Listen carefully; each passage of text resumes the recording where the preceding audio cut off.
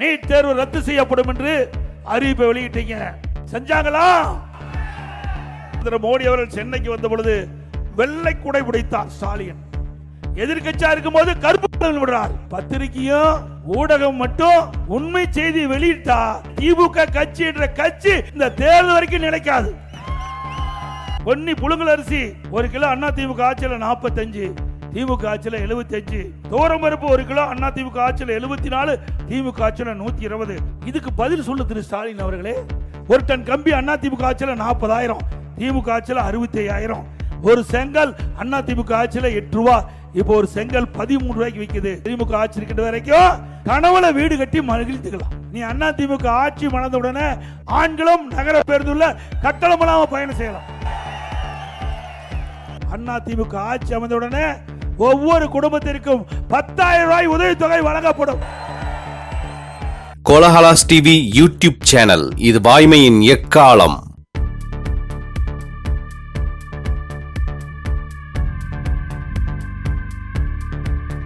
தாம்பரம் சட்டமன்ற தொகுதி, பல்லாவரம் சட்டமன்ற தொகுதி, இந்த 2 சட்டமன்ற தொகுதியில் இருக்கின்ற வாக்காளர் மக்கள் அத்தனை பேரும் இந்த அரங்கிலே குழுமி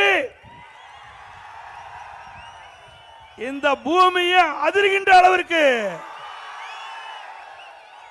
எழுச்சி, ஆரவாரம், மகிழ்ச்சி, இதுதான் நடைபெறுகின்ற சட்டமன்ற பொது தேர்தலில் அண்ணா திமுக வேட்பாளர் வெற்றி பெறுவதற்கு சாட்சி.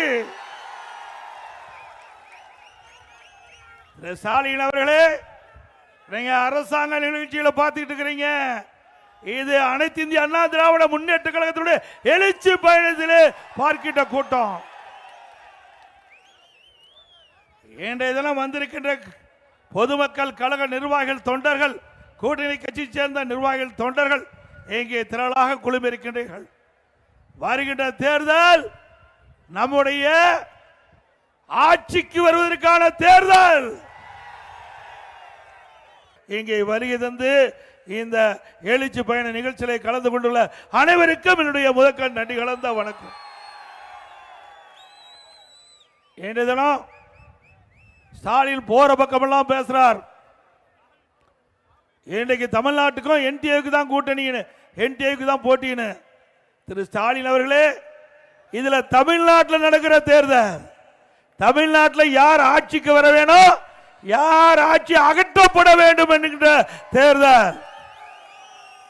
இது சட்டமன்ற தேர்தல் தானே? சொல்லுங்க, சட்டமன்ற தேர்தல் தானே? ஆனா முதலமைச்சர் ஸ்டாலினுக்கு அது கூட ஞாபகம் இல்லை. இன்னைக்கு பெரும்பாலும் பேசிக்கிறாங்க கட்சியை சேர்ந்த நிர்வாகிகளே, திரு ஸ்டாலினுக்கு அடிக்கடி மறதி அதிகமாகி போயிட்டுதுன்னு. அந்த மறதி அதிகமான காரணத்தினால்தான் தமிழ்நாட்டு சட்டமன்ற, தமிழ்நாட்டில் யார் ஆட்சிக்கு வர வேண்டும், இன்னைக்கு தமிழ்நாட்டில் நடைபெற்ற சட்டமன்ற பொது தேர்தல் இன்னும் அடுத்த மாசம் அறிவிக்க இருக்கிறாங்க. அதை மறந்து தமிழ்நாட்டுக்கும் என்டிஏவுக்கும் போட்டி அப்படின்னு பத்திரிகையில் செய்தி வெளியிட்டிருக்கார். திரு ஸ்டாலின் அவர்களே, நல்லா கேட்டுக்குங்க. இந்த கூட்டத்தின் வாயிலாக தெரிவிக்கின்றேன், அருமை சகோதரர் மாவட்ட செயலாளர் தாம்பரம், பல்லாவரம் 2 சட்டமன்ற தொகுதிகள் அத்தனை வாக்காளர் பெருமக்கள் குழுமி இருக்கின்ற இந்த அரங்கிலே குறிப்பிடுறேன், இது சட்டமன்ற தேர்தல், நாடாளுமன்ற தேர்தல் இல்ல. சட்டமன்றத்திலே யார் ஆட்சிக்கு வர வேண்டும், அது அண்ணா திமுக கூட்டணி ஆட்சிக்கு வர வேண்டும். அண்ணா திமுக தலைமையில் இருக்கின்ற கூட்டணி வெற்றி பெற்று பெரும்பான்மையோடு அண்ணா திமுக ஆட்சி அமைய வேண்டும். அதற்காக நடக்கின்ற தேர்தல். மத்தியிலே யார் ஆட்சிக்கு வர வேண்டும் என்கின்ற தேர்தல் அல்ல. அந்த தேர்தல் 2024ஆம் ஆண்டு முடிந்து விட்டது. இப்பொழுது சட்டமன்ற பொது தேர்தல் என்பதை நீங்கள் ஞாபகத்தில் வைத்து பேசுங்கள். ஏன்னா பயம் வந்துடுது ஸ்டாலினுக்கு. நம்ம எதுக்கு தில்லு திராணி தெம்பில்ல, பல முறை நான் பேசிட்டேன். திரு ஸ்டாலின் அவர்களே, உங்களுக்கு தில்லு திராணி தெம்பு இருந்தா அண்ணா திமுக அரசாங்கத்தை பற்றி பேசுங்க, பதில் சொல்ல தயார். 2011 2021 வரை ஒரு பொற்கால ஆட்சி நாங்கள் கொடுத்தோம். அந்த ஆட்சியில என்னென்ன திட்டங்களை கொண்டு வந்தோம் என்று பட்டியலிட்டு நாங்கள் விலக்கி பேசுறோம். உங்களுடைய ஆட்சி 5 ஆண்டு காலம் திராவிட முன்னேற்ற கழக ஊழல் ஆட்சியில என்ன செய்தோம் என்பதை நீங்கள் அந்த களத்திலே பேசுங்கள். நாட்டு மக்கள் இதை கேட்கட்டும், தமிழ்நாட்டு மக்கள் அதற்கு தீர்ப்பு அளிக்கட்டும். இன்னும் அந்த சவாலுக்கு பதிலே இல்லை. ஆக ஸ்டாலின் அவர்களே, வேண்டுமென்று திட்டமிட்டு ஒரு அவதூறு பிரச்சாரத்தை, ஒரு பொய்யான பிரச்சாரத்தை மாய உலகத்திலே நீங்கள் வாழ்ந்து கொண்டிருக்கிறீர்கள். ஆக உண்மையிலேயே தமிழகத்தில் நம்மை எதிர்க்கக்கூடிய சக்தி திமுகவுக்கு இல்லை என்பதை நிரூபணமாகிவிட்டது. இன்னைக்கு எப்பொழுது பார்த்தாலும் பேசுகிறார் எடப்பாடி பழனிசாமி டெல்லிக்கு அடிமை என்று. திரு ஸ்டாலின் அவர்களே, நான் பல கூட்டத்தில் நான் இந்த கருத்தை தெரிவித்து விட்டேன். அண்ணா திமுகவை பொறுத்த வரைக்கும் உழைப்பை நம்பி இன்றைக்கு இருக்கின்ற கட்சி, உழைத்து மக்களுக்கு நன்மை செய்து மக்களுடைய நம்பிக்கை பெற்ற இயக்கம் அண்ணா திமுக இயக்கம். ஆகவே நாங்கள் யாருக்கும் அடிமை இல்லை. அதே நேரத்தில் கூட்டணி என்று அமைத்து விட்டால் எங்களுடைய நிர்வாகிகள் தொண்டர்கள் இரவுகள் வராமல் கூட்டணி வேட்பாளர்கள் தன்னுடைய வேட்பாளராக கருதி வெற்றிக்கு பாடுபடக்கூடிய இயக்கம் அண்ணா திமுக இயக்கம்.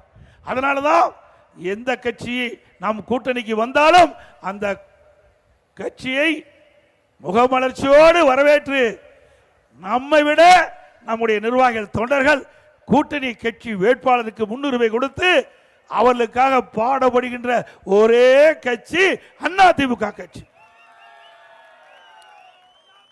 இன்றைய தினம் ஸ்டாலின் பல அரசு நிகழ்ச்சியிலே கலந்து கொள்கிறார்.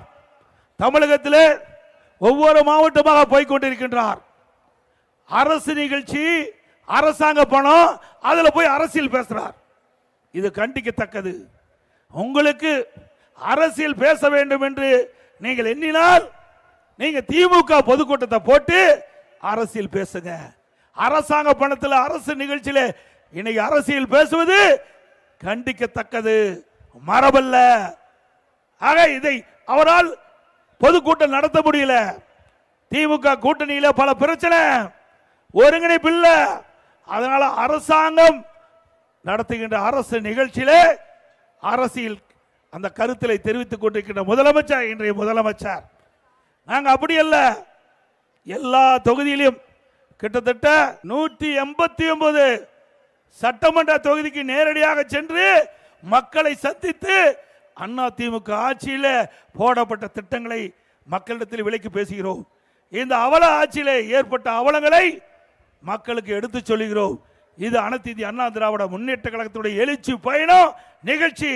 அவசர அவசரமா பல திட்டத்தை அறிவிக்கிறார், அந்த திட்டத்துக்கு அடிக்கல் நாட்டுறார். எங்கே அதுக்கு பணம் ஒதுக்குனீங்க? நீங்க அந்த திட்டத்தை எப்படி நிறைவேற்றுவீங்க?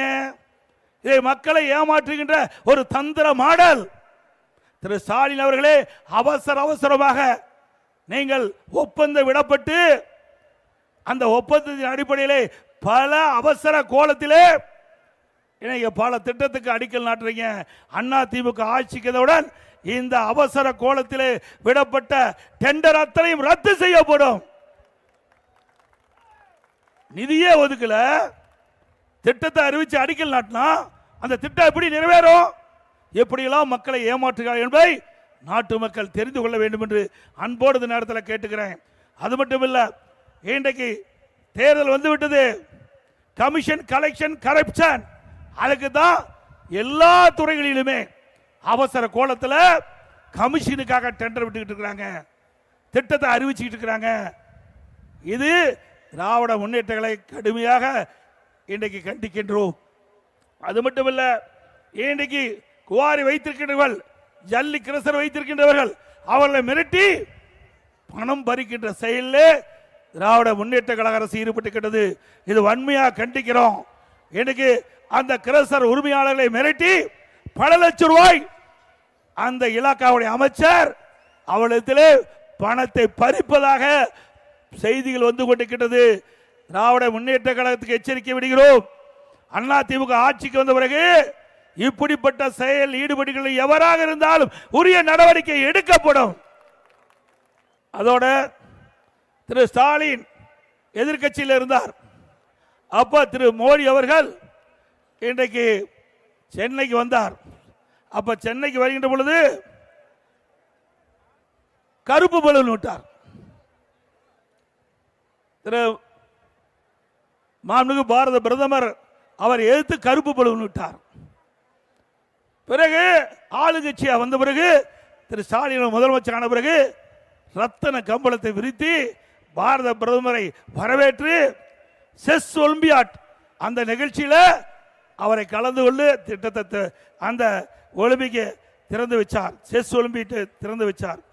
கேலோ இந்தியா அதை சென்னையில் நடத்தினாங்க. அதற்கு அவரை வரவழைத்து அந்த நிகழ்ச்சியிலே பங்கு பெற்று அந்த கேலோ இந்தியா விளையாட்டை துவக்கி வைத்தார். கலைவாணர் அரங்கில் மத்திய அரசின் மூலம் கொண்டு வரப்பட்ட பல திட்டத்துக்கு அடிக்கல் நாட்டு விழா நடந்தது. அப்போவும் அவர் அழைச்சி வந்து அந்த நிகழ்ச்சி நடத்தினீங்க. பிறகு திரு மோடி அவர்கள், பாரத பிரதமர் திரு மோடி அவர்கள் சென்னைக்கு வந்த பொழுது வெள்ளை குடை பிடித்தார் ஸ்டாலின். எதிர்கட்சியா இருக்கும் போது கருப்பு விடுறார். திரு ஸ்டாலின் ஆளுங்கட்சியா வந்த பிறகு வெள்ளை குடை பிடிக்கிறார் பிரதமருக்கு. இதுதான் ஸ்டாலினுடைய இரட்டை வேடம். ஸ்டாலின் அவர்களே ஆளுகின்ற நிலை வருகின்ற பொழுது ஒரு நிலைப்பாடு, எதிர்கட்சியாக இருக்கின்ற ஒரு நிலைப்பாடு, இரட்டை வேடம் போடுகின்ற கட்சி திமுக கட்சி என்பதை நாட்டு மக்கள் அறிவார்கள். சிந்திச்சு பாருங்க. வீர வசனம் பேசுவார் எதிர்கட்சியா இருக்கின்ற பொழுது, ஆளுங்கட்சியான அப்படியே அமைதியாகி விடுவார். இன்றைக்கு 39 நாடாளுமன்றங்கள் திமுக கூட்டணி கட்சி சேர்ந்தவர்கள் தேர்ந்தெடுக்கப்பட்டு இன்றைக்கு நாடாளுமன்றத்தில் இருக்கின்றார்கள். தேர்தல் நேரத்தில் கொடுக்கப்பட்ட வாக்குறுதி, திராவிட முன்னேற்ற கழகம் ஆட்சிக்கு வந்தா நீட் தேர்வு ரத்து செய்யப்படும் என்று அறிவிப்பை வெளியிட்டீங்க. செஞ்சாங்களா? நாடாளுமன்றத்தில் பெஞ்ச தேய்ச்சிட்டு இருக்கிறாங்க. ஒரு நாளாவது இந்த நீட் தேர்வுக்கு விலக்கு அளிப்பதற்காக நாடாளுமன்றத்தில் குரல் கொடுத்து இந்த நாடாளுமன்றத்தை ஒத்தி வைத்த வரலாறை இவர்கள் செய்தார்களா? இல்ல. ஆக தேர்தல் நேரத்தில் வீரவசனம் பேசுவாங்க, மக்களை ஏமாற்றி வாக்குகளை பெற்று ஆட்சிக்கு பிறகு கொடுக்கப்பட்ட வாக்குறுதியை காட்டிலே பறக்க விட்டுவார்கள். ஆக இப்படிப்பட்ட ஒரு கட்சி தான் திமுக கட்சி. ஆனா அண்ணா திமுக அப்படி அல்ல. பொன்மனச்செம்மல் புரட்சி தலைவர் எம்ஜிஆர் காலத்திலும் சரி, புரட்சி தலைவர் அம்மாவுடைய ஆட்சி காலத்திலும் சரி, அம்மா மறைவுக்கு பிறகு அம்மாவுடைய அரசாங்கம் நடைபெற்ற போதும் சரி, கொடுக்கப்பட்ட வாக்குறுதியை நிறைவேற்றுகின்ற ஒரே அரசாங்கமாக அண்ணா திமுக அரசாங்கம் செயல்பட்டது. அதுக்கு தில்லு திராணி வேணும். இன்னைக்கு காவிரி நதிநீர் பிரச்சனை வந்தது, அண்ணா திமுக பாரதிய ஜனதா கூட்டணியில் இடம்பெற்றிருந்தோம். உச்சநீதிமன்றம் ஒரு தீர்ப்பை அளித்தது. அந்த தீர்ப்பின் அடிப்படையில் அதை நிறைவேற்றுவதற்கு காலதாமதம் செய்தது அன்றைய மத்திய அரசாங்கம். உடனடியாக நம்முடைய நாடாளுமன்ற உறுப்பினர்கள் 37 பேர் நாடாளுமன்றத்தை ஒத்தி வைத்து இந்த தீர்மானத்தை, உச்சநீதிமன்றம் அளித்த தீர்ப்பை நடைமுறைப்படுத்த வேண்டும், அதற்காக நாடாளுமன்றத்தையே ஒத்தி வைக்கக்கூடிய சூழ்நிலையை உருவாக்கிய கட்சி அண்ணா திமுக கட்சி. இன்றைக்கு அப்படியா இருக்குது? இல்லையே. 39 நாடாளுமன்ற திமுக கூட்டணி கட்சி இருக்கின்றார். எனக்கு நீட்டுக்கு விலக்கு பெற முடியாத ஒரு சூழ்நிலை. ஆக தமிழகத்திலே பொறுத்த வரைக்கும் ஸ்டாலின் அவர்கள் இரட்டை வேடம் போடுகின்ற தலைவர் திமுக தலைவர் ஸ்டாலின் அவர்கள். அதோட இன்றைக்கு மாநில சுயாட்சி, எப்பொழுது பார்த்தாலும் திராவிட முன்னேற்ற கழக தலைவர் சட்டமன்றத்தில் அண்மையிலே நடந்த சட்டமன்ற கூட்டத்தொடரிலே வீரவசனம் பேசினார். மாநிலத்திற்கு சுயாட்சி தேவைதான் இல்லைங்களே.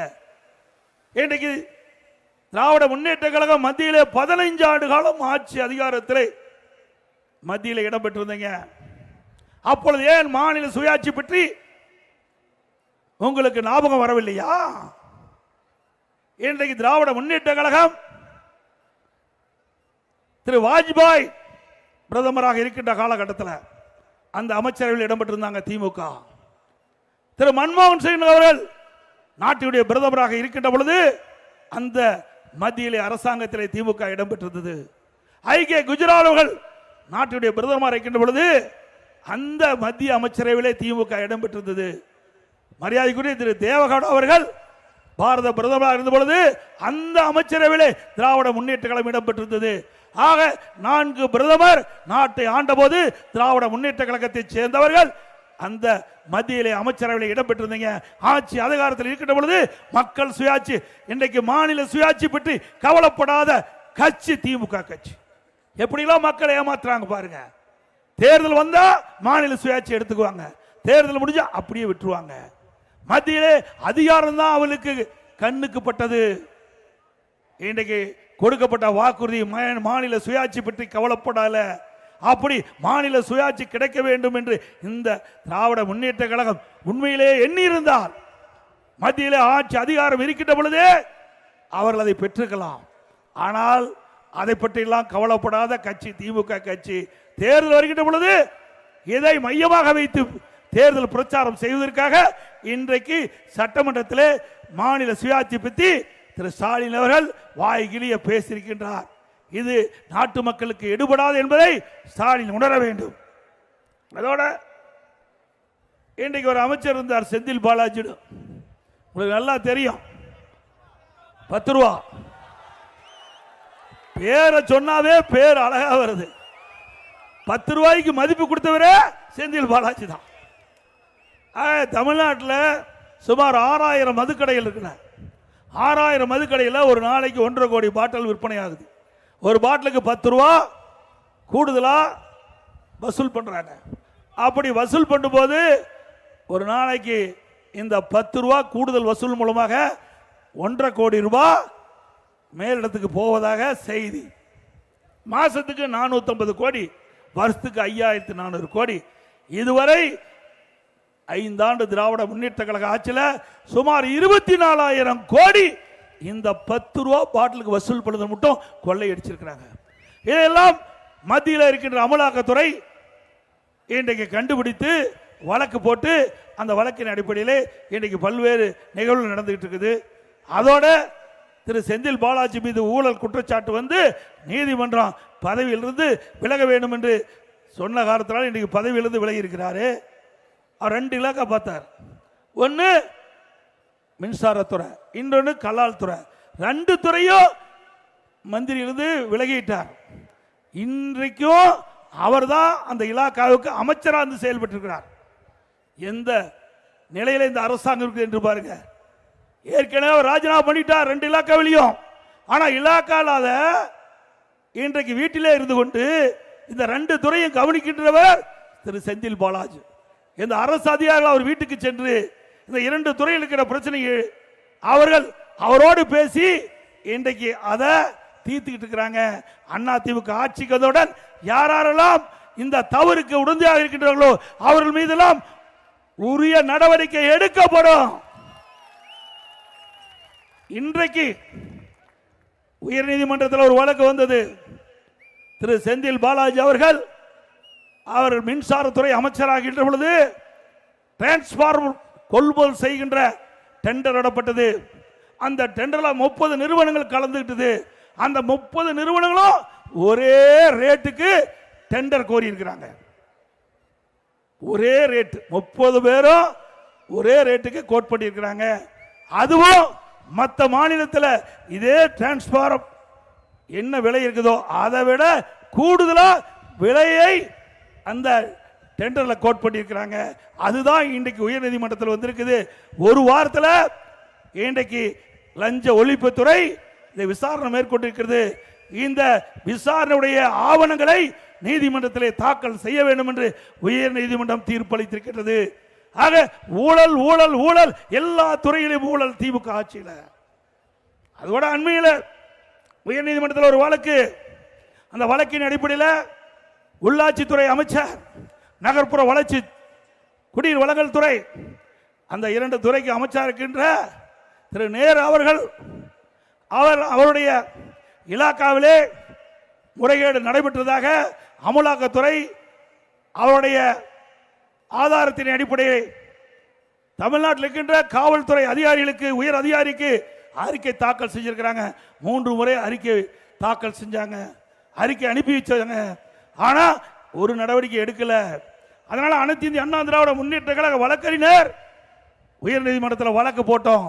அந்த வழக்கின் அடிப்படையிலே உயர்நீதிமன்ற விசாரணை மேற்கொண்டு அமலாக்கத்துறை அந்த என்னென்ன அறிக்கை வெளியிட்டதோ, என்னென்ன அறிக்கை காவல்துறைக்கு அனுப்பப்பட்டதோ அந்த அறிக்கையை உயர்நீதிமன்றத்தில் தாக்கல் செய்ய வேண்டும் என்று இன்றைக்கு உத்தரவிட்டு, அதன்படி அமலாக்கத்துறை உயர்நீதிமன்றத்தில் காவல்துறைக்கு அனுப்பப்பட்ட அறிக்கையை சமர்ப்பிக்கப்பட்டு அதன் அடிப்படையில் இதில் முகாந்தரம் இருக்கின்றது. இன்றைக்கு நகர்ப்புற வளர்ச்சித்துறை, குடிநீர் வழங்கல் துறையில் முறைகேடு நடைபெற்றதற்கு தகுந்த ஆதாரம் இருக்கிறது என்று சொல்லி வழக்கு பதிவு செய்ய வேண்டும் என்று இன்றைக்கு நீதிமன்றம் தீர்ப்பளிச்சிச்சு. ஆனால் நீதிமன்ற தீர்ப்பை இதுவரைக்கும் மதிக்கல. இதுவரைக்கும் இந்த அரசாங்கம் எஃப்ஐஆர் போடல. திரு ஸ்டாலின் அவர்களே, அடுத்த மாசம் 2வது வாரத்தில் தேர்தல் அறிவிச்சிருவாங்க. நீங்க போட்டாலும் போடாவிட்டாலும் சட்ட நீதியாக எஃப்ஐஆர் போட்டே தீர வேண்டும். அப்படி போடுகின்ற பொழுது என்ன நடக்கும் என்று எல்லோருக்கும் தெரியும். இப்படி திராவிட முன்னேற்ற கழகம் ஆட்சியில் வந்திருந்து எல்லா துறை வாரியாக இருக்கிற அமைச்சர்கள் கொள்ளையடிப்பதை தான் குறிக்கோளா வச்சிட்டு இருக்கிறாங்க. இந்த ஆட்சியில் மக்களுக்கு என்ன பலன் கிடைச்சது? வேதனை தான் மிச்சம். இந்த ஆட்சியில் வேதனை தான் மிச்சம். திராவிட முன்னேற்ற கழகம் தேர்தல் நேரத்தில் கொடுக்கப்பட்ட வாக்குறுதி 525 வாக்குறுதிகள் கொடுத்தீங்க. 1/4 வாக்குறுதி கூட இதுவரைக்கும் நிறைவேற்றப்பட முடியல உங்களால. ஆனா திரு ஸ்டாலின் பேசுறார், 98% அறிவிப்புகள் நிறைவேற்றப்பட்டதா குறிப்பிடுறார். நான் சட்டமன்றத்தில் பேசினேன். திரு ஸ்டாலின் அவர்களே, நீங்க 98 அறிவிப்புகள் நீங்க நிறைவேற்றப்பட்டதாக இன்னைக்கு பத்திரிகையிலே ஊடகத்திலே வெளியிடுறீங்க. அப்படின்னா ஒரு வெள்ளை அறிக்கை கொடுங்க, மக்கள் தெரிஞ்சுக்கிட்டோம். இதுவரைக்கும் பதிலே இல்லை. அவர் திராவிட முன்னேற்ற கழக தலைமையில் அமைக்கப்படுகின்ற கூட்டணியில் இடம்பெற்றிருக்கின்ற கம்யூனிஸ்ட் கட்சி திரு சண்முகம் அவர்கள் ஒரு போராட்டத்தில் கலந்து கொண்டு நிருபர் கேட்கின்றார்கள். இன்றைக்கு திராவிட முன்னேற்ற கழக கூட்டணியில் அங்கம் வைக்கின்றீங்க. திராவிட முன்னேற்ற கழகம் ஆட்சிக்கு வருவதற்கு முன்பு 2021 திராவிட முன்னேற்ற கழக தேர்தல் அறிக்கையில் 525 அறிவிப்புகள் வெளியிட்டாங்க. அதுல 98% நிறைவேற்றப்பட்டதா சொல்றாங்க. உங்களுடைய கருத்து என்னன்னு நிருபர் கேட்கின்ற பொழுது திரு சண்முகம் அவர்கள் குறிப்பிடுகிறார், அப்படின்னா எல்லாமே நிறைவேற்றப்பட்டதுன்னு அர்த்தம். அப்படி நிறைவேற்றப்படவில்லை என்று கூட்டணியில் அங்கம் வகிக்கின்ற கட்சியுடைய தலைவரே குறிப்பிட்டு விட்டார். ஆக மக்களிடத்திலே ஒரு பொய்யான செய்தியை வெளியிட்டு பத்திரிகை ஊடகத்தையும் பயன்படுத்தி இன்றைக்கு இந்த ஆட்சியை தக்க வைத்துக் கொண்டிருக்கிறார் திரு ஸ்டாலின் அவர்கள். இந்த பத்திரிகையும் ஊடகம் மட்டும் உண்மை செய்தி வெளியிட்டா இந்த கட்சி, திமுக கட்சி என்ற கட்சி இந்த தேர்தல் வரைக்கும் நிலைக்காது. அதே போல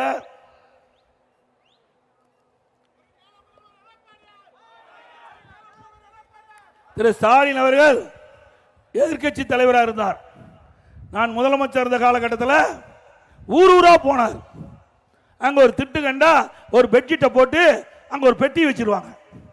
நகரத்தில் திமுக கட்சிக்காரெல்லாம் நிர்வாகிகள்லாம் ஒரு திட்டம் எடுத்து அதுக்கு மேலே பெட்ஷீட்டை போட்டு ஒரு பெட்டி வச்சிருவாங்க. அங்கே இருக்கிற மக்கள்லாம் அழைச்சி, உங்களுக்கு என்ன குறை இருக்குது, அந்த குறைய நீ ஒரு வெள்ளத்தாளில் எழுதி இந்த பெட்டியில் போட்டுருங்க. அப்போ ஸ்டாலின் சொல்றார், நான் இந்த பெட்டியில் நீங்கள் போட்ட பிறகு பெட்டியை நான் பூட்டி சீல் வச்சு பத்திரமா வீட்டுக்கு எடுத்துட்டு போய் வச்சுக்கிறேன். தேர்தல் நடந்து முடிந்து திமுக ஆட்சிக்கு அமைந்த உடனே அந்த சீலை உடைச்சு பெட்டி திறந்து நீங்க போட்ட மனுக்கெல்லாம் படிச்சு பார்த்து தீர்வு காணும் சொன்னார். செஞ்சாரா? எப்படி நாடகம் நடிக்கிறார் ஏங்க? வெள்ளத்தால பெட்டியில போட்டோன்னா பூட்டிக்கு வரான். எப்படிலாம் மக்களை ஆசை வார்த்தை கூறி கவச்சகரமாக பேசி மக்களை ஏமாற்றி மக்களிடத்தில் இருக்கிற வாக்களை பெற்றுவிட்டு ஆட்சிக்கு வருவதற்கு எத்தனை மனு கிடைச்சது, எத்தனை மனுக்கு தீர்வு கொண்டு எதுவுமே பதில் இல்லை. இப்படி மக்களை ஏமாற்றுவதில் 1ஆம் நம்பர் முதலமைச்சர் இன்றைய முதலமைச்சர் ஸ்டாலின் அவர்கள். இன்னொன்று சொல்றார், எடப்பாடி பழனிசாமி துரோகி என்று. ஸ்டாலின் அவர்கள் நான் துரோகி இல்ல, நாட்டு மக்களை ஏமாற்றுகின்ற ஸ்டாலின் தான் துரோகி, தமிழின துரோகி.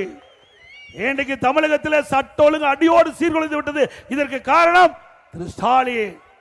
அதோட எங்கே பார்த்தாலும் போதைப் பொருள் விற்பனை விற்குதுல. எது கிடைக்குதோ கிடைக்கலையோ போதைப் பொருள் கஞ்சா எல்லா இடத்துலையும் கிடைக்குது, தாராளமா கிடைக்குது. இந்த கஞ்சா பயன்படுத்துகின்ற இளைஞர்கள், மாணவர்கள், பொதுமக்கள் இந்த போதைக்கு அடிமையாகி குற்றச்செயலில் ஈடுபடுறாங்க. இவ்வளவு குற்றச்செயலில் ஈடுபடுவதற்கு காரணமே கஞ்சா போதை ஆசாமியால். கொலை, கொள்ளை, திருட்டு, வழிப்பறிவு, பாலி வன்கொடுமை நடக்காத நாளே இல்லை தமிழகத்தில். அப்படிப்பட்ட நிலைமை தமிழகத்தில் நிலவி கொண்டிருக்கிறது. இதுக்கு காரணமே துரோகி திரு ஸ்டாலின் அவர்கள் தான். உண்மையிலே நீங்கள் நடவடிக்கை எடுக்கப்பட்டிருந்தா இந்த போதைப் பொருள் நடமாட்டத்தை கட்டுப்படுத்தியிருக்கலாம். மாணவர்கள், இளைஞர்கள் சீரழிவதை தடுத்து நிறுத்தியிருக்கலாம். அதை தடுக்க தவறிய துரோகி திரு ஸ்டாலின் அவர்கள். நான் ஆரம்பத்திலே சொன்னேன், இந்த ஆட்சி அமைந்தவுடன் ஒரே ஆண்டில் எங்கே பார்த்தாலும் போதைப் பொருள் விற்பனை ஜோராக நடந்து கொண்டிருக்கிறது. போதை நடமாட்டம் அதிகரித்திருக்கின்றது. இந்த அரசு இரும்பு கரம் கொண்டு இதை அடக்கப்பட வேண்டும், இல்லாவிட்டால் தமிழகம் சீரழிந்து விடும் என்று எச்சரித்தேன். அதையெல்லாம் செவிசாய்க்கவில்லை இந்த முதலமைச்சர். இன்றைய தினம் தமிழ்நாடு போதைப் பொருள் நிறைந்த மாநிலமாக காட்சி அளிக்கின்றது. அப்பொழுது ஒரு டிஜிபி இருந்தார். அப்ப டிஜிபி ஒருவர் சொன்னார், கஞ்சா அதை தடை செய்வதற்கு 2.0, 3.0, 4.0 ஓ போட்டு ரிட்டர் ஆகி போனதான் மிச்சம். போதைப் பொருள் நடமாட்டத்தை கட்டுப்படுத்த முடியாத கையிலாகாத அரசாங்கம் திமுக அரசாங்கம். ஏன்னா போதைப் பொருள் விற்பனையை துணை நிற்பதே திமுக கட்சி சேர்ந்த நிர்வாகிகள் என்று செய்தி வெளியாகி உள்ளது. அப்ப எங்க போய் போதைப் பொருள் நடமாட்டத்தை தடுக்க முடியும்?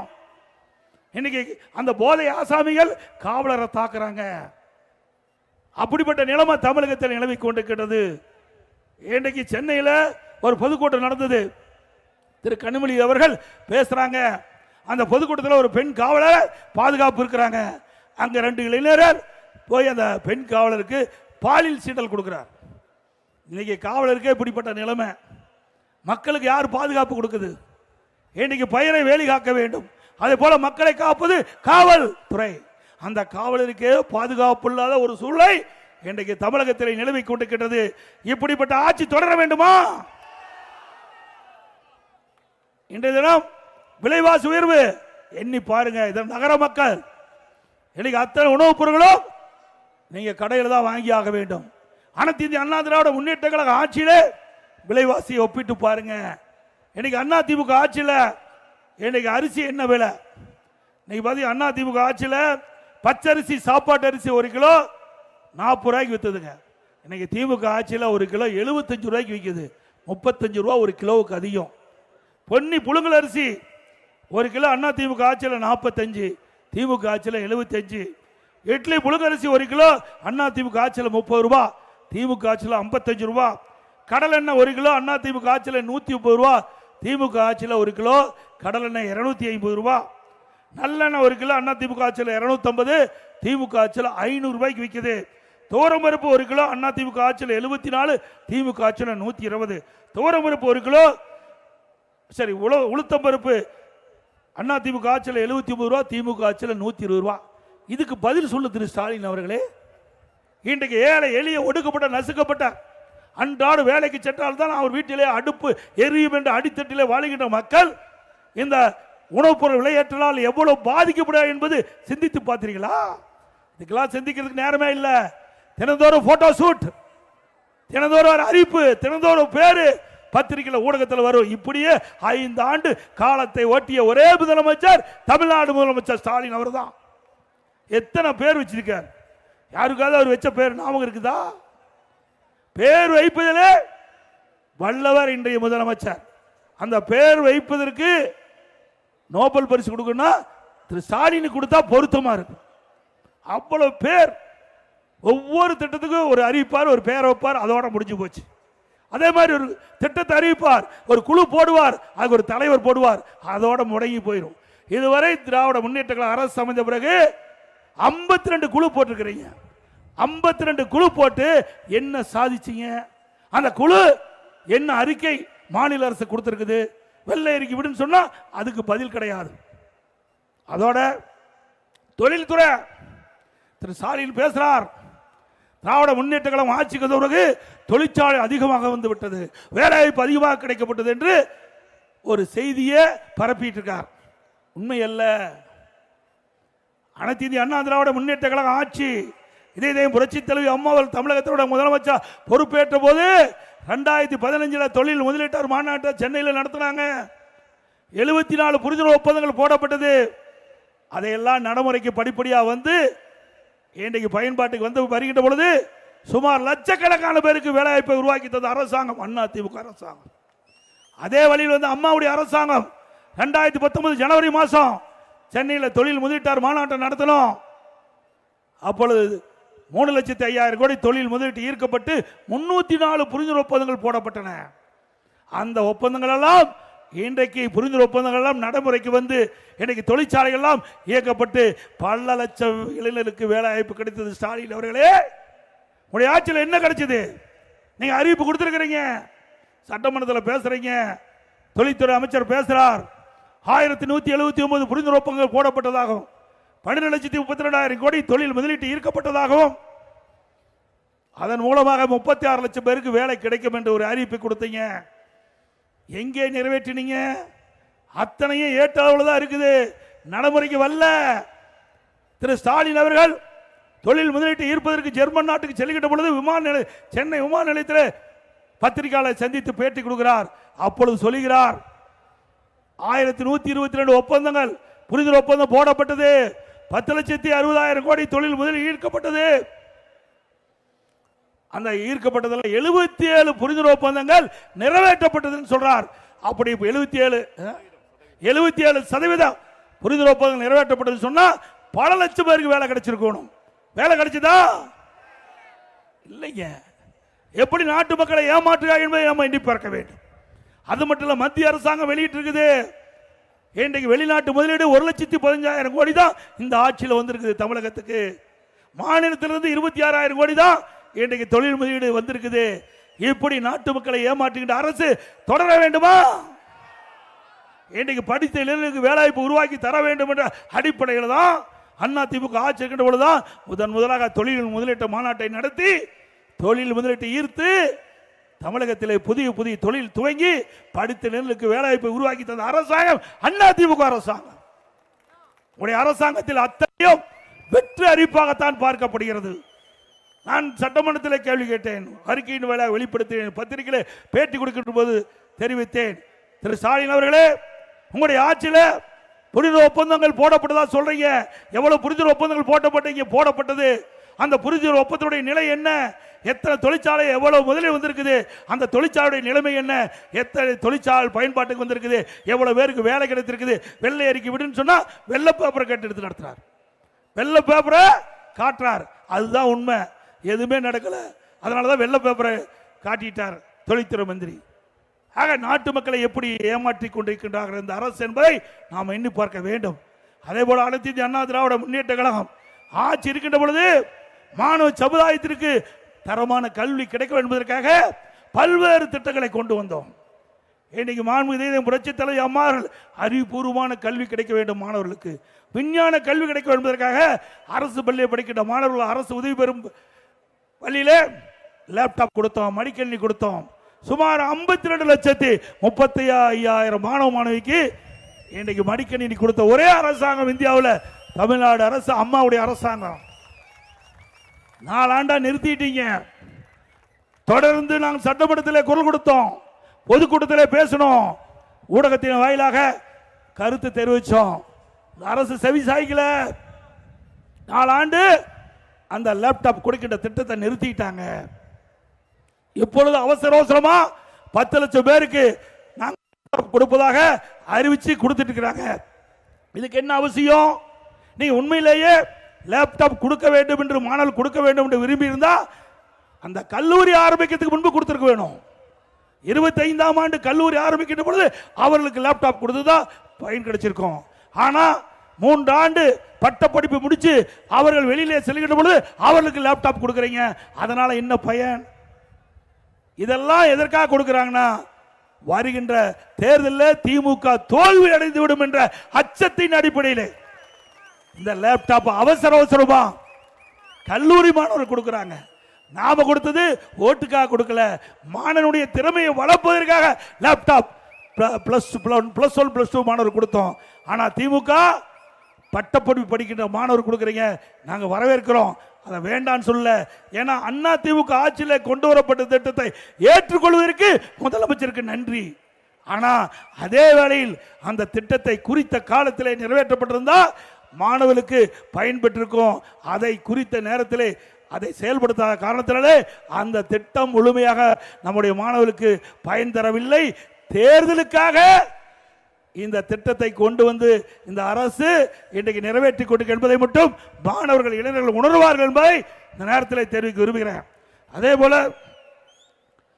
இன்றைக்கு கட்டுமான பொருட்கள், நாம் ஏதாவது வீடு கட்டணும், கடை கட்டணும், அதற்காக கட்டுமான பொருட்கள் விலை தாறுமாறாக ஏறி போச்சு. நீங்க பார்த்தீங்கன்னா ஒரு யூனிட் எம்சாண்ட் 3000 ரூபாய்க்கு அண்ணா திமுக ஆட்சியில் விற்றது, இப்போ 6000 ரூபாய்க்கு விற்கிது. ஒரு யூனிட் எம்சாண்ட் 6000 ரூபாய்க்கு விற்கிது. 3000 ரூபாய் அதிகம், 100% ஏறி போச்சு. ஒரு யூனிட் ஜல்லி அண்ணா திமுக ஆட்சியில் 2000 ரூபாய், இப்போ 5500 ரூபாய்க்கு விற்கிது. ஒரு யூனிட் 3500 ரூபாய் அதிகரிச்சுட்டுது. ஒரு டன் கம்பி அண்ணா திமுக ஆட்சியில் 40000, திமுக ஆட்சியில் 65000. ஒரு செங்கல் அண்ணா திமுக ஆட்சியில் 8 ரூபாய், இப்போ ஒரு செங்கல் 13 ரூபாய்க்கு விற்கிது. ஒரு மூட்டை சிமெண்ட் அண்ணா திமுக ஆட்சியில் 240 ரூபாய், திமுக ஆட்சியில் 340 ரூபாய்க்கு விற்கிது. இப்படி கட்டுமான பொருட்கள் விலை தாறுமாறா உயர்ந்து விட்டது. இனி இந்த ஆட்சி இருக்கின்ற திமுக ஆட்சி இருக்கின்ற வரைக்கும் யாரும் வீடு கட்ட முடியாது. வீடு கட்டுவதாக என்றால் கனவுல வீடு கட்டி மகிழ்ந்துக்கலாம். நல்லா அயர்ந்து தூங்கும் போது கனவுல அழகா வீட்டை கட்டி அழகு பார்த்துக்கலாம் ஒழிய நிஜத்தில் இந்த ஆட்சி இருக்கிற வரைக்கும் வீடு கட்டவே முடியாது. இன்றைக்கு தேர்தல் நேரத்தில் திராவிட முன்னேற்ற கழக தேர்தல் அறிக்கையில் குறிப்பிட்டிருக்காங்க, கட்டுமான பொருட்கள் விலை ஏறுகின்ற பொழுது அத்தியாவசிய பட்டியலில் அதை சேர்க்கப்பட்டு விலை குறைக்கப்படும் என்று. நான் சட்டமன்றத்திலே தொழில்துறை மந்திரியை கேள்வி கேட்கின்ற பொழுது, நீங்கள் கொடுக்கப்பட்ட வாக்குறுதி, அந்த வாக்குறுதியின் அடிப்படையிலே கட்டுமான பொருட்கள் விலை உயர்ந்து விட்டது, இதையெல்லாம் அத்தியாவசிய பட்டியலில் சேர்க்கப்பட்டு விலை குறைப்பதற்குண்டான நடவடிக்கை எடுனா எதுவுமே நடவடிக்கை இல்லை. எல்லாம் கமிஷன் வாங்கிக்கிறாங்க. சிமெண்ட் ஃபேக்டரியில் கமிஷன், அங்கே கம்பி வாங்குற இடத்துல கமிஷன், இப்படி எல்லா இடத்துலையும் கமிஷன் வாங்கினா எப்படி விலையை குறைக்க போறாங்க? இதனால பொதுமக்கள் தான் பாதிக்கிறாங்க. அதே போல இன்றைக்கு இந்த ஆட்சிக்கு வருவதற்கு முன் மின் கட்டணம் என்னன்னு பாருங்க. அண்ணா திமுக ஆட்சியில் மின் கட்டணம் எவ்வளவு, திமுக ஆட்சிக்கு பிறகு மின் கட்டணம் எவ்வளவு சிந்திச்சு பாருங்க. அண்ணா திமுக ஆட்சியில் 1000 ரூபாய் நீங்க மின் கட்டணம் செலுத்தி இருந்தா திமுக ஆட்சியில் 2000 ரூபாய் மின் கட்டணம் செலுத்த வேண்டியிருக்குது. ஆக 57%, கிட்டத்தட்ட 57 100% மின் கட்டணம் இந்த ஆட்சியில் உயர்ந்து விட்டது. அதே போல சொத்து வரி, வீட்டு வரி 100% உயர்த்தப்பட விட்டது. கடை வரி 150% உயர்த்தப்பட்டு விட்டது. ஆண்டுக்கு 6% இந்த வரி உயர்த்தப்படும் என்ற அறிவிப்பை வெளியிட்டு முதற்கட்டமா இந்த ஆண்டு 6% வீட்டு வரி உயர்த்தியாச்சு, கடை வரி உயர்த்தியாச்சு, குடிநீர் வரி உயர்த்தப்பட்டது, குப்பைக்கு வரி போட்டுட்டாங்க. இப்படி வரி மேல் வரி போடுகின்ற அரசு தொடர வேண்டுமா? இதோட வெக்கக்கேடு என்னன்னா, மதுரை மாநகராட்சி, அந்த மதுரை மாநகராட்சியில் இந்த வரி வசூல்ல மிகப்பெரிய ஊழல், 200 கோடி ஊழல் நடந்திருக்குது. வரி ஏய்ப்புல 200 கோடி ஊழல். அதனால அந்த மேயருடைய கணவர் கைது செய்யப்பட்டு சிறையிலிருந்து ஜாமீன் வந்திருக்காரு. மேயர் ராஜினாமா பண்ணிட்டாங்க. 4 மண்டல குழு தலைவர் ராஜினாமா, நிலைக்குழு உறுப்பினர் ராஜினாமா. இப்படிப்பட்ட அவல ஆட்சி திமுக ஆட்சி. ஆட்டுக்கு மாட்டுக்கு பன்னிக்கு போட்ட வரியில ஊழல் செய்கின்ற ஒரே கட்சி திமுக கட்சி. இன்றைக்கு மாநகராட்சியில் எதுக்கு வரி போடுறாங்க? அடிப்படை தேவைகளை பூர்த்தி செய்வதற்கு தான் வரி போடுறாங்க. அந்த வரியிலையும் ஊழல் செய்கின்ற அரசாங்கம் திமுக அரசாங்கம். அதே போல திண்டுக்கல்ல மாநகராட்சியில் 4.5 கோடி ஊழல்.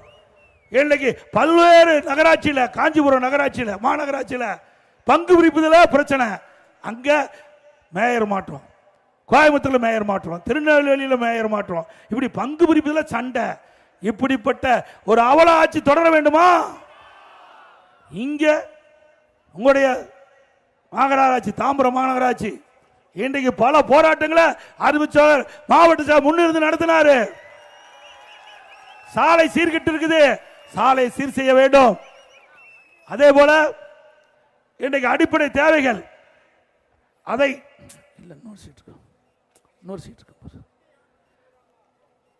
சுகாதார சீர்கேடு, அதை சரி செய்ய வேண்டும் என்று போராட்டம் பண்ணாரு. இப்படி பல போராட்டம், கிட்டத்தட்ட ஒரு 7-8 போராட்டம் இந்த தாம்பரம் மாநகராட்சி கண்டித்து மக்களுடைய பிரச்சனைக்காக போராடி இருக்கிறார். அண்ணா திமுக பொறுத்த வரைக்கும் ஆளுங்கட்சியா இருந்தாலும் சரி, எதிர்கட்சியா இருந்தாலும் சரி, மக்களுக்கு பிரச்சனை இருக்கிற பொழுது அதை முன்னிறுத்தி மக்களுடைய பிரச்சனையை தீர்ப்பதில் முதல் கட்சியாக இருப்பது அண்ணா திமுக கட்சி. அந்த அடிப்படையில் தான் மரியாதைக்குரிய அறிவிச்சாளர் மாவட்ட செயலர் செட்டில் பக்கம் ராஜேந்திரன் அவர்கள், அறிவிச்சாளர் தன்சிங் அவர்கள், அண்ணன் டி கே சின்னையா அவர்கள், கழக நிர்வாகிகள், வட்ட செயலாளர், பகுதி செயலாளர் ஒன்றாக இணைந்து மக்களுடைய பிரச்சனைக்காக குரல் கொடுத்து இன்றைக்கும் அந்த பிரச்சனை தீரல. அவ்வளவு ஒரு மோசமான இன்றைக்கு நடந்துகிட்டு இருக்குது. குப்பை அல்றது கிடையாது, அதனால பல வியாதிகள் வருது, பல நோய்கள் வருது. அதை சீர் செய்ய வேண்டும் என்று போராட்டம் நடத்தினார். இது அண்ணா திமுகவுடைய நிலைப்பாடு. ஆனால் திமுக எதிர்க்கட்சியாக இருக்கின்ற பொழுது இப்படிப்பட்ட போராட்டம், மக்களுடைய பிரச்சனைக்காக போராட்டம் நடத்திய வரலாறே கிடையாது. ரைட் பண்ணிடலாம். அதே போல மெட்ரோ ரயில் திட்டம், சென்னையில் மெட்ரோ ரயில் திட்டம் கட்டர் 2 இன்றைக்கு மிகப்பெரிய திட்டம். இந்தியாவிலேயே ஒரே திட்டத்திற்கு 63,000 கோடி மத்திய அரசிலிருந்து அனுமதி பெற்ற ஒரே அரசாங்கம் அண்ணா திமுக அரசாங்கம். அனுமதி பெற்றது மட்டுமல்ல, இன்றைக்கு அப்பொழுது இருந்த உள்துறை அமைச்சர் மரியாதைக்குரிய அமித்ஷா அவர்களை நேரடியாக சென்னைக்கு வரவழைத்து கலைவாணர் அரங்கிலே அந்த மெட்ரோ ரயில் திட்டம் கட்டம் 2க்கு 63,000 கோடிக்கு அடிக்கல் நாட்டிய அரசாங்கம் அண்ணா திமுக அரசாங்கம். இப்படி ஒரு பெரிய திட்டத்தையாவது உங்களுடைய ஆட்சியில கொண்டு வர முடிஞ்சதா? ஒரே ஆண்டில் 11 அரசு மருத்துவக் கல்லூரி மருத்துவமனை கொண்டாந்தோம். ஒரே ஆண்டில் 11 அரசு மருத்துவக் கல்லூரி மருத்துவமனை கொண்டாந்து சாதனை வரலாற்றை படைத்த அரசாங்கம் அண்ணா திமுக அரசாங்கம். அம்மா இருக்கின்ற பொழுது 6 அரசு மருத்துவக் கல்லூரி மருத்துவமனை கொண்டாந்தோம். ஒரு அரசு மருத்துவக் கல்லூரி மருத்துவமனை இந்த ஆட்சியில கொண்டு வர முடிஞ்சதா? அதுக்கு தில்லு திராணி தெம்பு திறமை வேண்டும். திறமை இல்லாத அரசாங்கம், ஒரு பொம்மை முதலமைச்சர் நாட்டை ஆளுகின்ற காரணத்தினால தமிழ்நாடு பின்னோக்கி சென்று கொண்டிருக்கிறது வளர்ச்சியிலே. அதே போல 7 சட்டக்கல்லூரி 10 ஆண்டுல கொண்டாந்தோம். 68 கலை மற்றும் அறிவியல் கல்லூரி கொண்டாந்தோம். 21 பாலிடெக்னிக் கல்லூரி கொண்டாந்தோம். 4 வேளாண்மை கல்லூரி, 5 கால்நடை மருத்துவக் கல்லூரி ஆராய்ச்சி நிலையம், மிகப்பெரிய கால்நடை பூங்கா, 5 பொறியியல் கல்லூரி, அதே போல ஐடி கல்லூரி, இப்படி பல கல்லூரிகளை திறந்து இந்திய திருநாட்டிலேயே உயர்கல்வி படிப்போடைய எண்ணிக்கை தமிழ்நாட்டில் முதல் மாநிலம் என்ற பெயரை எடுத்தோம். மாண்புமிகு புரட்சி தலைவர் அம்மா அவர்கள் தமிழகத்தினுடைய முதலமைச்சராக 2011 பொறுப்பேற்கின்ற பொழுது 134 பேர் உயர்கல்வி படிச்சுட்டு இருந்தாங்க. மாண்புமிகு அம்மா அவர் கல்வியை புரட்சி மறுமலர்ச்சி, கல்விக்கு அதே நிதி ஒதுக்கீடு செய்து கல்விக்கு முன்னுரிமை கொடுத்து பல கல்லூரியில அம்மாவுடைய அரசு திறந்த காரணத்தினாலே இன்றைக்கு பட்ட படிப்பு படிக்கக்கூடிய எண்ணிக்கை 154% உயர்ந்து 2030 மத்திய அரசு நிர்ணயிக்கப்பட்ட இலக்கை விட 2019 அந்த இலக்கை அடைந்து இந்தியாவிலே பட்ட படிப்பிலே முதல் மாநிலம் தமிழ்நாடு என்ற நிலையை உருவாக்கி தந்த அரசாங்கம் அண்ணா திமுக அரசாங்கம். திரு ஸ்டாலின் அவர்களே, உங்களால இப்படி ஏதாவது நிரூபணம் பண்ண முடியுதா? திறமையாக அரசாங்கம் பல துறைகளிலே தேசிய அளவில் விருதுகளை பெற்றோம். உறுப்பு மாற்று அறுவை சிகிச்சை தொடர்ந்து 5 ஆண்டு காலம் தேசிய அளவில் விருதுகளை பெற்றோம். உணவு தானிய உற்பத்தி தேசிய அளவில் 5 முறை கிறிஸ்துகர்மான விருதை பெற்றோம். அதே போல உள்ளாட்சியில் 140 தேசிய விருதுகளை பெற்றோம். போக்குவரத்து துறையில விருது தேசிய விருது, மின்சாரத்துறையில தேசிய விருது, சமூக நலத்துறையில தேசிய விருது, கூட்டுறவுத்துறையில தேசிய விருது, உயர்கல்வியில தேசிய விருது, இப்படி பல துறை வாரியாக தேசிய அளவில் திறமையான அரசாங்கம் தமிழ்நாடு அரசாங்கம் என்பதற்கு இதுவே சான்று. உங்களால் இப்படி திறமையான அரசாங்கம் என்பதற்கு நிரூபிக்க முடியுமா? எல்லாம் ஊழல். திமுக என்றாவே ஊழல் என்றால் திமுக. இந்திய திருநாட்டிலே பல மாநிலம் இருக்குது. ஊழலுக்காக கலைக்கப்பட்ட ஒரே அரசாங்கம் திமுக அரசாங்கம். இன்றைக்கு ஏற்கனவே சர்க்காரியா கமிஷன் அமைக்கப்பட்டது. அப்பொழுது சர்க்காரியா கமிஷனுடைய அறிக்கை வெளியிடப்பட்டாங்க. அதுல விஞ்ஞான முறைப்படி ஊழல் செய்கின்ற அரசாங்கம் திமுக அரசாங்கம் வெளியிடப்பட்டது. இன்னைக்கு பூச்சி மருந்து ஊழல், கோதுமை பேர ஊழல், அதே போல வீராணம் ஊழல், சர்க்கரை பேர ஊழல். சர்க்கரை பேர ஊழல்ல அதுல வெளியில் வந்த செய்தி, அந்த சர்க்கரையெல்லாம் எறும்பு தின்றுது. சர்க்கரையெல்லாம் எறும்பு திட்டு தான். அந்த சர்க்கரை மூட்டை இருந்த சாக்கு பை, கோணி பை, அது கரையா அரிச்சிட்டு. எவ்வளவு விஞ்ஞான முறைப்படி அன்றைய இருந்த அரசாங்கம் அறிக்கை தாக்கல் செய்யப்பட்டிருக்கு என்பதை எண்ணி பார்க்குங்க. இப்படி விஞ்ஞான முறைப்படி ஊழல் செய்கின்ற கட்சி திமுக கட்சி. அண்ணா திமுக பற்றி பேசுவதற்கு எந்தவித தார்மீக பொறுப்பும் இந்த அரசாங்கத்துக்கு இல்லை, இந்த திமுக கட்சிக்கு இல்லை. அதனாலதான் மத்தியிலே பார்த்து எப்பொழுதும் பேசிக் கொண்டிருக்கிறார். திரு ஸ்டாலின் அவர்களே, எங்களுடைய ஆட்சி குறிப்பிடுங்க, நாங்க பேசுறோம். மடியிலே கணமில்ல, வழியில பயம் இல்ல. திரு ஸ்டாலின் அவர்களே, அண்ணா திமுக ஆட்சி தான் தமிழ்நாட்டு மக்களுடைய வளர்ச்சிக்கு அடித்தளமாக அமைந்தது. இந்திய திருநாட்டிலே பல மாநிலம் இருக்குது.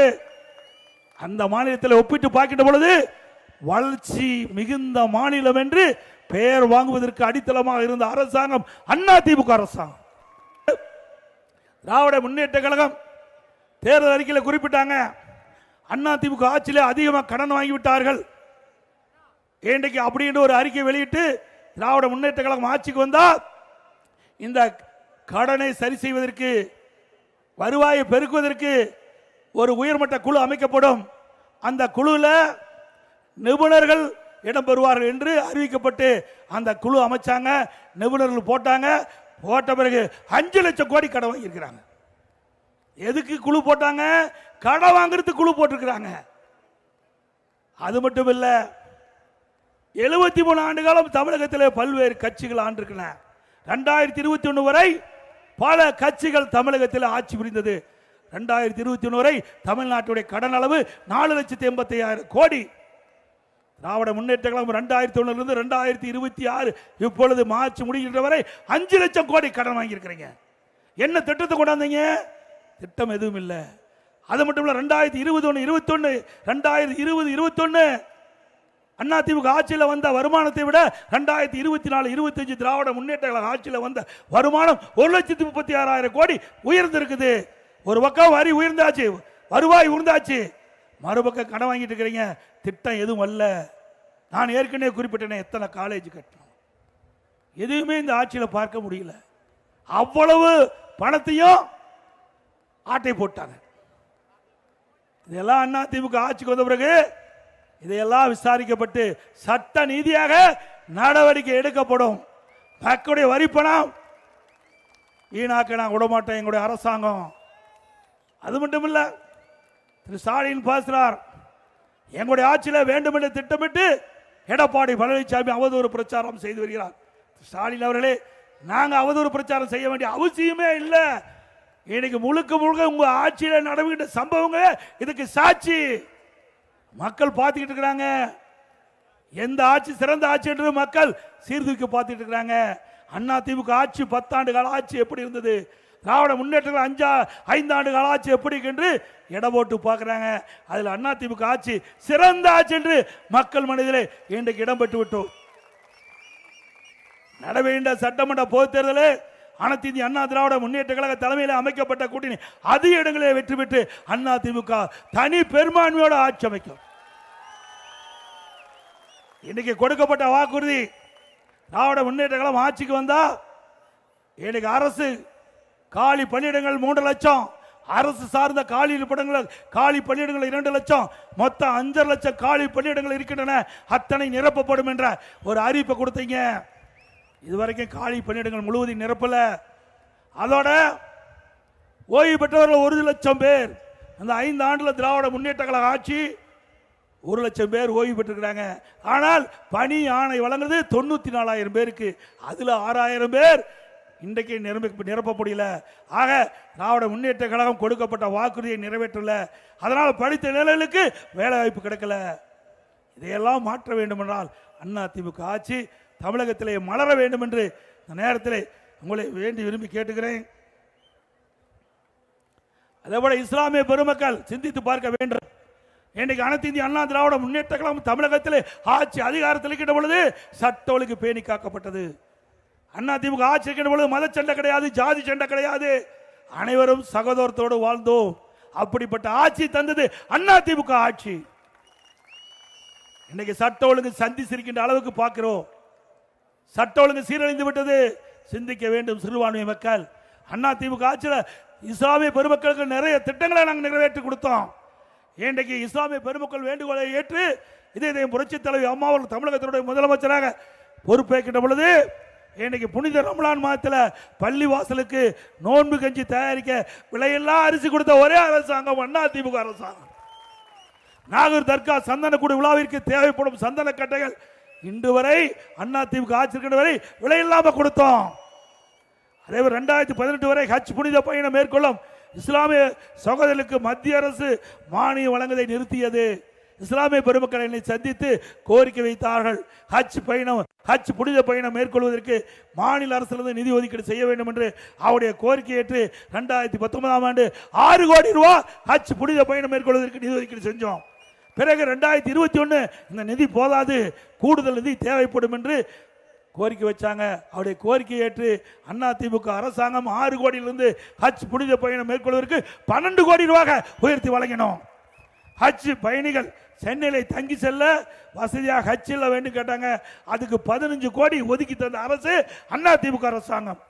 2016 முதல் ஹாஜிகளுக்கு மாதந்தோறும் 20,000 ரூபாய் மதிப்பூதியம் வழங்கிய திட்டத்தை கொண்டு வந்த அதிமுக அரசாங்கம். உலமாக்கல் மற்றும் மோதினார்களுக்கு ஓய்வூதிய பயனாளி எண்ணிக்கை 2004 2600 உயர்த்தினோம். அதோட ஓய்வூதியம் 750 3000 ரூபாயாக உயர்த்தி வழங்கணும். உலமாக்களுக்கு புதிய இருசக்கர வாகனங்கள் வாங்க 25,000 ரூபாய் மானியம் கொடுத்தோம். வகுப்பு வாரியத்திற்கு ஆண்டு நிர்வாக மானியம் மற்றும் பள்ளிவாசல்கள் தற்காகள் பழுதுபார்த்தல் மற்றும் புனரமைப்பு பணிகளை மேற்கொள்ள நிதியுதவி வழங்கப்பட்டது அதிமுக ஆட்சியில். இஸ்லாமிய வகுப்பினருக்கு நேரடி நியமன முறையில் நிரப்பப்படாத பணியிடங்களுக்கு முன்கொணர்வு முறையை நீடிக்க அரசாணை வெளியிட்டது அதிமுக அரசாங்கம். 2018 கஜா புயல் பெரும் மழை வெள்ளத்தால் பாதிப்படைந்த நாகூர் தர்கா குளக்கரை நேரடியாக நான் சென்று பார்த்தேன். குளக்கரை அதை சீர் செய்ய வேண்டும் என்று கோரிக்கை வைத்தார்கள். குளக்கரை பழுதுபட்டிருந்தது, அதை சீர் செய்ய வேண்டும் என்று கோரிக்கை வைத்தார்கள். அவருடைய கோரிக்கை ஏற்று அதிமுக அரசாங்கம் 4 கோடி 25 லட்சம் ரூபாய் அந்த குளக்கரையை சரி செய்வதற்கு நிதி ஒதுக்கீடு செஞ்சு சரி செய்து கொடுத்தோம். சிறுபான்மை பொருளாதார மேம்பாட்டு கழகம் அமைத்தது அதிமுக அரசு. தமிழ்நாடு அரசு பணியாளர் தேர்வாணையத்தின் தலைவராக முதலில் இஸ்லாமிய சமுதாயத்தைச் சேர்ந்த பெண்மதி திருமதி யாஸ்மின் அகமது IAS ஒருவரை நியமித்தது. அதே போல 2002ஆம் ஆண்டு இந்திய ஜனாதிபதி தேர்தல் டாக்டர் APJ அப்துல் கலாம் அவர்களுக்கு அதிமுக தான் வாக்களித்தது. திமுக தமிழ்நாட்டை சேர்ந்த சிறுபான்மை இருக்கின்ற இஸ்லாமிய மதத்தை சேர்ந்த நாட்டுடைய உயர்ந்த பதவி ஜனாதிபதி. அந்த பதவிக்கு மரியாதைக்குரிய டாக்டர் APJ அப்துல் கலாம் போட்டியிட்ட பொழுது அதிமுக தான் ஆதரித்து அதிமுக நாடாளுமன்ற சட்டமன்ற வாக்களித்தாங்க. திமுக அவரை எதிர்த்து போட்டியிட்டவருக்கு வாக்களித்தது திமுக. மேலும் அம்மாவுடைய அரசு அவருடைய நினைவாக பாரத ரத்னா டாக்டர் APJ அப்துல் கலாம் அவருடைய பெயரில் ராமநாதபுரத்தில் கலை மற்றும் அறிவியல் கல்லூரியை நாங்கள் திறந்தோம். 2017 திண்டுக்கல் ஹைதர் அலி மற்றும் திப்பு சுல்தான் அவர்களுடைய வாழ்க்கையில் வரலாறு குறித்து மணிமண்டபம் மதிக்கப்பட்டது. கண்ணியமிக்க காயிதே மில்லத் அவர்களுக்கு சென்னையில் மணிமண்டபம் அமைத்தது அதிமுக அரசு. இப்படி இஸ்லாமிய பெருமக்களுக்கு நிறைய திட்டங்களை அதிமுக ஆட்சியில் தான் கொண்டு வரப்பட்டு அதை நடைமுறைப்படுத்துது என்று இஸ்லாமிய பெருமக்கள் எண்ணி பார்க்க வேண்டும். இன்றைக்கு கூட்டணி என்பது தேர்தலில் நடக்கிற ஒரு சமாச்சாரம். ஒவ்வொரு கட்சிக்கும் ஒரு வாக்கு வங்கி இருக்குது. அந்த வாக்குகள் சிதறாமல் ஒன்றாக இணைந்து கூட்டணி அமைத்து எதிர்களை வீழ்த்துவதற்காக கூட்டணி அமைக்கிறோம். ஆனால் வேண்டுமென்ற திட்டமிட்டு திராவிட முன்னேற்ற கழகம் இதை திரித்து அவதூறாக பேசி சிறுபான்மை மக்களை குழப்பி அரசியல் ஆதாயம் தேட முற்படுகிறார்கள். சிறுபான்மை மக்கள் எண்ணி பார்க்க வேண்டும். அனைத்து இந்திய அண்ணா திராவிட முன்னேற்ற கழகத்தை பொறுத்த வரைக்கும் எம்மதமும் சம்பதம். அதிமுக ஜாதிக்கும் மதத்திற்கு அப்பாற்பட்ட கட்சி. இதை எங்களுடைய தலைவர்கள் கடைபிடித்திருக்கிறாங்க. அதே போல அம்மாவுடைய அரசும் கடைபிடித்திருக்குது. இஸ்லாமிய பெருமக்கள் நாங்கள் வாக்குக்காக இதை கேட்கல, சிந்தித்து பார்க்க வேண்டும். அதிமுக ஆட்சியிலே ஒப்பிட்டு பாருங்க எந்த அளவுக்கு திட்டங்களை கொண்டு வந்து உங்களுக்கு நன்மை செஞ்சிருக்கோம் என்று, எந்த அளவுக்கு தமிழகம் அமைதி பூங்காவாக இருந்தது எண்ணி பாருங்க. வருகின்ற சட்டமன்ற பொதுத் தேர்தலை எண்ணி பார்த்து அனைத்து இந்திய அண்ணா திராவிட முன்னேற்றங்கள் ஆதரவு தாரி என்று நேரத்தில் கேட்டு கிறிஸ்தவ பெருமக்களுக்கும் நிறைய திட்டங்களை கொண்டு வந்து நிறைவேற்றிக்க என்ற செய்தி இந்த நேரத்தில் தெரிவித்து அதோட அண்மையில் நம்ம படித்த இளைஞர்கள் வேலைவாய்ப்பு பெற வேண்டும் என்பதற்காக டிஎன்பிசி தேர்வு அறிவிக்கப்பட்டது. அந்த தேர்வு கூட முறையா இந்த அரசால நடத்த முடியல. அதுல குளறுபடி, அந்த தேர்வு ரத்து செஞ்சுட்டாங்க. இதுவரைக்கும் தமிழக வரலாறுல டிஎன்பிசி தேர்வை தள்ளி வைத்த வரலாறே கிடையாது. அப்படி திறமையேற்ற அரசாங்கம் திமுக அரசாங்கம். அண்மையில் இன்றைக்கு காவல்துறை உதவி ஆய்வாளர் எஸ்ஐஆர் பணி சரி எஸ்ஐ தேர்வு அந்த முடிவை இன்னைக்கு ஹைகோர்ட் மதுரை உயர்நீதிமன்ற கிளை நிறுத்தி வச்சிருக்குது.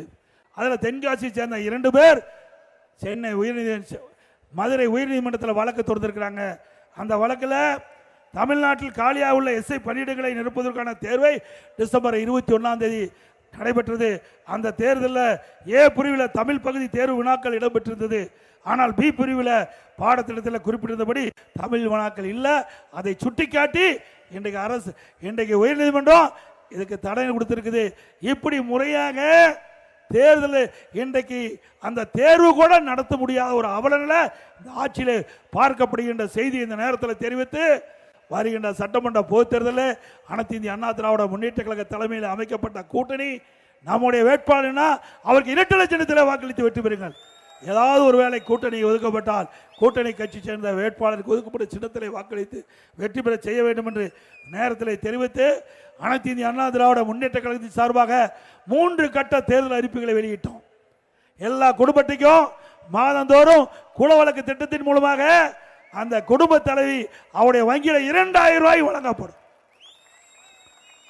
இப்போ பெண்களுக்கு தான் நகர பேருந்துல கட்டணம் இல்லாமல் பயணிக்கிறாங்க. நீ அண்ணா திமுக ஆட்சி மணந்தவுடனே ஆண்களும் நகர பேருந்துல கட்டணம் இல்லாமல் பயணம் செய்யலாம். இன்றைக்கு ஏழையாக இருக்கின்ற அனைவருக்கும் காங்கிரீட் அடுக்குமாடி வீடு நகரத்திலே கட்டித்தரப்படும். பட்டியலின மக்கள் அவர்களுக்கு அற்புதமான காங்கிரீட் வீடு அரசாங்கமே நிலத்தை வாங்கி காங்கிரீட் வீடு கட்டி கொடுக்கப்படும். அதே போல அம்மா இருசக்கர வாகனம் 5 லட்சம் பேருக்கு கொடுக்க இருக்கிறோம். நம்முடைய மகளிர் உரிய நேரத்தில் பணிக்கு போகணும், பணி முடிஞ்சு வீடு திரும்பணும். அதற்காக 5 லட்சம் மகளிருக்கு அம்மா இருசக்கர வாகனம் கொடுக்கிறோம். ஒவ்வொரு அம்மா இருசக்கர வாகனத்துக்கு 25,000 ரூபாய் மானியம் கொடுக்கிறோம். அதே போல நம்முடைய ஆட்டோ ஓட்டுநர்கள் அவர் சங்கத்தில் பதிவு செய்து புதிய ஆட்டோ வாங்கினா 75,000 ரூபாய் மானியம் கொடுக்கிறோம் ஆட்டோ வாங்க. அதே போல திராவிட முன்னேற்ற கழகம் ஆட்சி இருக்கின்ற போது திராவிட முன்னேற்ற கழக தேர்தல் அறிக்கையில் குறிப்பிட்டாங்க, திராவிட முன்னேற்ற கழகம் ஆட்சிக்கு வந்தா மாணவர்கள் வங்கியில் வாங்கிய கல்வி கடன் ரத்துனாங்க. ஆனால் நிறைவேற்றல. அண்ணா திமுக ஆட்சி வாக்குறுதியில் இன்றைக்கு நம்முடைய மாணவர்கள் இளைஞர்கள் வங்கியில் வாங்கிய கடன் ரத்து செய்வதற்கான நடவடிக்கை எடுக்கப்படும். அதே போல ஒவ்வொரு குடும்பத்திற்கும் அண்ணா திமுக ஆட்சி அமைந்தவுடன் 3 கேஸ் சிலிண்டர் வழங்கப்படும். சிறுபான்மை வகுப்பை சேர்ந்த மகளிர் சுயக்குழு தொடங்க பெற்ற வட்டிலா கடன் மற்றும் மாற்றுத்திறனாளி கூட்டு வங்கி வாங்கிய கடன் தள்ளுபடி செய்யப்படும். நடைபாதை ஓரங்களில் சிறு கடை வச்சிருக்கிறாங்க, அந்த கடை வியாபாரிகள் கூட்டுறவு வங்கியில் வாங்கிய கடன் முழுவதும் தள்ளுபடி செய்யப்படும். தீபாவளி பண்டிகை போது நம்முடைய தாய்மார்களுக்கும் நம்முடைய சகோதரிகளுக்கும் அற்புதமான பட்டு புடவை வழங்கப்படும். திராவிட முன்னேற்ற கழகம் 5 ஆண்டுல விலைவாசி விண்ணை முட்டுகின்ற அளவுக்கு உயர்ந்து போச்சு, சொத்து வரி உயர்ந்து போச்சு. இதனால் பெரும் சுமை மக்களுக்கு ஏற்பட்டது. இந்த சுமையிலிருந்து குறைப்பதற்கு அண்ணா திமுக ஆட்சி அமைந்தவுடனே ஒவ்வொரு குடும்பத்திற்கும் 10,000 ரூபாய் உதவித்தொகை வழங்கப்படும். நம்முடைய இளைஞர்கள் படித்து பட்டம் பெற்ற இளைஞர்கள் வேலை வாய்ப்பிலே பதிவு செஞ்சிருக்கிறாங்க. அந்த பதிவு செய்த இளைஞர்கள் வேலை வாய்ப்பு கிடைக்கின்ற வரை மாதந்தோறும் 2,000 ரூபாய் அவர்களுக்கு வழங்கப்படும். அதோட +2 வரை படித்த இளைஞர்களுக்கு 1000 ரூபாய் வழங்கப்படும். ஒவ்வொரு ஆண்டும் தைப்பொங்கல் வருகின்ற பொழுது பொங்கல் தோப்பு கொடுக்கிறோம். அதோட 1000 ரூபாய் பொங்கல் பரிசு கொடுக்கப்படும். அதே போல கைத்தறி நெசவாளர்கள் அவருக்கு வழங்கப்படுகின்ற அந்த விலையில்லா மின்சாரம் 300 யூனிட்டா 450 யூனிட்டா உயர்த்தி இருக்கிறோம். அதே போல விசைத்தறி பயன்படுத்துகின்றவர்களுக்கு 1000 ரூபாய் விலையில்லா 1000 யூனிட் இன்னைக்கு விலை இல்லாமல் கொடுக்கிறோம். அதை 1400 யூனிட்டா உயர்த்தி வழங்கப்படும். அதுபோல மீனவர்கள் மீன்பிடி தடை காலத்தில் அவளுக்கு இப்பொழுது வழங்கப்படுகின்ற 8,000 ரூபாயை 12,000 ரூபாயாக உயர்த்தி வழங்கப்படும்.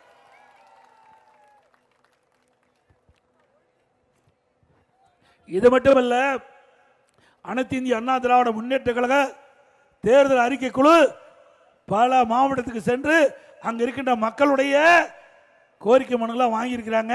அந்த கோரிக்கை மனுக்கெல்லாம் உள்ளடங்கி இன்னும் பல அறிவிப்புகள் அதிமுக சார்பாக வெளியிடப்படும் என்பதை நேரத்தில் தெரிவித்து, இந்த எழுச்சி பயண நிகழ்ச்சியிலே கலந்து கொண்டுள்ள மரியாதைக்குரிய திரு டி ஜெயபிரகாஷ் அவர்களே, திரு ஜி சந்திரசேகர் ராஜா அவர்களே, திரு ஜி எம் சாந்தகுமார் அவர்களே, திரு டாக்டர் டி மோசஸ் சோசா அவர்களே, திரு கே எஸ் மலர்மன்னன் அவர்களே, திரு பி ராஜப்பா அவர்களே, திரு பி ஆர் சரவணராஜ் அவர்களே, திரு தா முகுந்தன் அவர்களே, திரு டாக்டர் ஆர் பாலாஜி ஸ்ரீகாந்த் அவர்களே, திருமதி சரஸ்வதி ஜெய்சங்கர் அவர்களே, திரு பி கே பரசுராமன் அவர்களே, திரு ஜி எஸ் புருஷோத்தமன் அவர்களே, திரு கார்த்திகேயன் மனோகரன் அவர்களே, திரு ஆர் சங்கர் கணேஷ் அவர்களே, திரு ஜி இன்பராஜ் அவர்களே, திரு கிச்சாயன்கிற கிருஷ்ணமூர்த்தி எம்சி அவர்களே, திரு மதுரைப்பாக்கம் எம்பி மனோகரன் அவர்களே, திரு குரோம்பேட்டை எம்கே சதீஷ் அவர்களே, திரு அனகை பி வேலாயுதம் அவர்களே, திரு ஆர் அருணாச்சலம் அவர்களே, திரு அப்பன்கிட வெங்கடேசன் அவர்களே, திரு வி ஜெகநாதன் எம்சி அவர்களே, திரு ஆர் எஸ் சுபாஷ் சந்திரபோஸ் அவர்களே, திரு கே பி காசிராஜ பாண்டியன் அவர்களே, திரு பல்லாவரம் கே சி வினோத்குமார் அவர்களே, திரு எம் கூத்தன் அவர்களே, திரு எல்ஆர் செலியன் எக்ஸ்எம்பி எம்சி அவர்களே, திரு கோபிநாத் அவர்களே, திரு ரா மோகன் அவர்களே, திரு எம் தேவேந்திரன் எம்சி அவர்களே, திரு ஜே சீனுபாபு அவர்களே, திரு வளையாபதி அவர்களே, திரு சோலையூர் சங்கர் எம்சி அவர்களே, திரு ஆர் சிவகுமார் அவர்களே, திரு ஏவிஎஸ் மதுசூதன் அவர்களே, திரு தாமோ துரைவேல் அவர்களே, திரு கே ஆர்எம் அவர்களே, திருமதி சாந்தி நாகேஸ்வரன் அவர்களே, திரு ஆர் குப்புசாமி அவர்களே, திரு எம் சபரீஷ் மணிகண்டன் அவர்களே, திரு என் சி கிருஷ்ணன் அவர்களே, மற்றும் கூட்டணி கட்சி சேர்ந்த பாஜக செங்கல்பட்டு வடக்கு மாவட்ட தலைவர் திரு என் ரகுராமன் அவர்களே, பாஜக மாநில செயற்குறிப்பினர் திரு வேதா சுப்பிரமணியம் அவர்களே, பாமக செங்கல்பட்டு மேற்கு மாவட்டத்தில் திரு ஆர் வெங்கடேசன் அவர்களே, அம்மா மக்கள் முன்னேற்ற கழக அமைப்பு செயலாளர் செங்கல்பட்டு வடக்கு மாவட்ட செயலாளர் திரு எம் கரிகாலன் அவர்களே, தமாக காஞ்சிபுரம் வடக்கு மாவட்ட தலைவர் முன்னாள் எம்சி திரு வி என் வேணுகோபால் அவர்களே, புரட்சி பாரத மாவட்ட செயலாளர் தாம்பரம் சட்டமன்றத்தில் திரு ஜே எட்வின் சுதாகர் அவர்களே, புரட்சி பாரத மாவட்ட செயலாளர் பல்லாவரம் சட்டமன்றத்தில் திரு பொன் ரத்தினம் அவர்களே, மற்றும் ஐஜேகே கட்சி சேர்ந்த நிர்வாகிகளே, தொண்டர்களே, நம் கூட்டணி கட்சி சேர்ந்த நிர்வாகிகளே, தொண்டர்களே, பெரியவர்களே, தாய்மார்களே, கழக உறுப்பினர்களே, பத்திரிகையாளர் உடன்பர்களே, அத்தனை பேருக்கும் என்னுடைய மனமார்ந்த நன்றியை இந்த நேரத்தில் தெரிவித்து, மக்களை காப்போம், தமிழகத்தை மீட்போம், மக்களை தமிழகத்தை மக்களை தமிழகத்தை மக்களை தமிழகத்தை ஸ்டாலின் மாடல் அரசு, ஃபெயிலியர் மாடல் அரசு, பை பை ஸ்டாலின்.